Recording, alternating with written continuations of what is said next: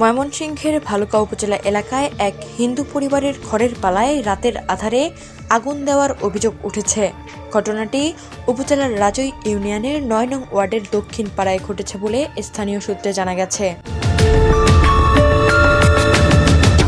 ভুক্তভোগী চয়ন সামন্ত জানান, গভীর রাতে দুর্বৃত্তরা তার বাড়ির পাশে রাখা খড়ের পালায় আগুন লাগিয়ে দেয়।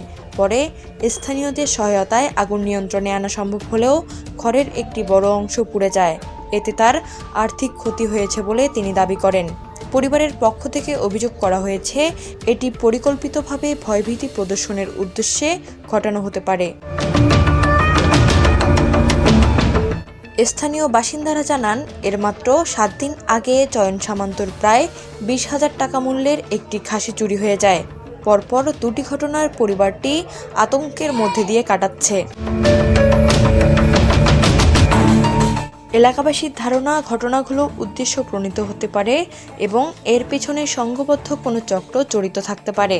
ভুক্তভোগী পরিবার জানায়, তারা বর্তমানে জানমালের নিরাপত্তা নিয়ে উদ্বিগ্ন। সংখ্যালঘু হিন্দু পরিবার হিসেবে নিজেদের নিরাপত্তাহীনতায় ভুগছেন বলে তারা উল্লেখ করেন।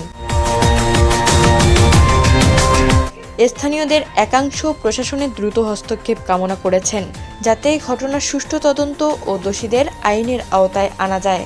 এ বিষয়ে আইন শৃঙ্খলা বাহিনীর পক্ষ থেকে আনুষ্ঠানিক বক্তব্য পাওয়া যায়নি।